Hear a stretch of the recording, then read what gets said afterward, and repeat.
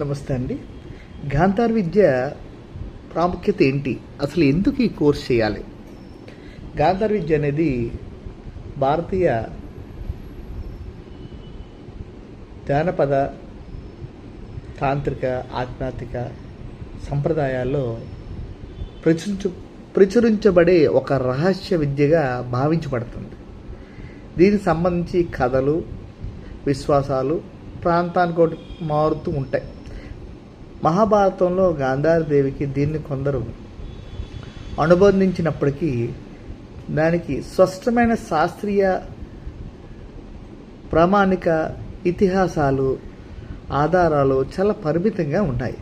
అసలు ఈ విద్య ప్రాముఖ్యత అంటే ఏంటంటే, ఈ విద్య నేర్చుకోవడం వల్ల మనసు ఏకాగ్రత, సంకల్ప బలం, ఆధ్యాత్మిక శక్తి పెంపొందించే విద్యగా భావిస్తాం.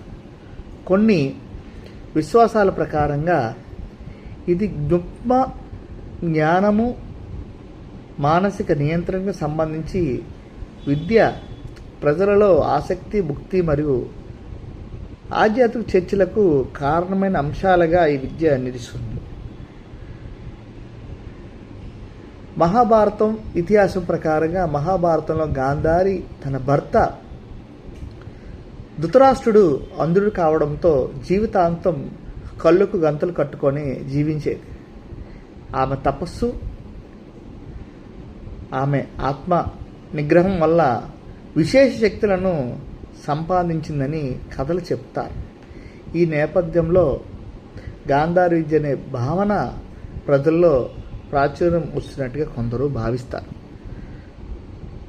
ఇప్పట్లో మన పిల్లలకి చాలా తక్కువ మందికి ఇలాంటి కథలన్నీ కూడా అరుదుగా తెలుస్తూ ఉంటాయి. పిల్లలకి గాంధారి విద్య నేర్పించడం వల్ల వాళ్ళ లోపల ఉన్న చైతన్యం మెరుగుపడుతుంది.